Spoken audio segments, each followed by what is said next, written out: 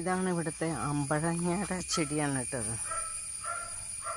നന്നായിട്ട് ഉണ്ടായിട്ടുണ്ട് ഇത്തവണ അത്. ഇത് നന്നായിട്ട് മൂത്ത് കഴിയുമ്പോൾ കുറേശ്ശെ മധുരമൊക്കെ ആയിട്ട് ഒരു അമ്പഴങ്ങയാണിത്. ഇത് അധികം മൂക്കുന്നതിന് മുമ്പ് നമുക്ക് വേണമെങ്കിൽ പറിച്ച് അച്ചാറിടാം, അല്ലെങ്കിൽ കറി വയ്ക്കാം. ഇത് തേങ്ങാപ്പാൽ പിഴിഞ്ഞ് മാങ്ങാക്കറി വെക്കുന്ന പോലെ വെച്ച് കഴിഞ്ഞാൽ നല്ല ടേസ്റ്റാണ്. ഇതിൽ തീരെ ചെറുതും ഉണ്ടാവുന്നുണ്ട് കേട്ടോ. ഇത് എനിക്ക് എല്ലാ സീസണിലും തന്നെ ഇതുമേ കായ ഉണ്ടാവാറുണ്ട്. ഇപ്പോൾ ഇതാ ഇതിനകത്ത് പൂവിട്ടിട്ടുണ്ട്. തീരെ കുഞ്ഞിതുണ്ട്, ഇത് ഈ ഒരു പാകമായതുണ്ട്, പിന്നെ ഇത്തിരിയോടെ വലുതുണ്ട്, പിന്നെ നല്ല വലിപ്പമുള്ളതുണ്ട്.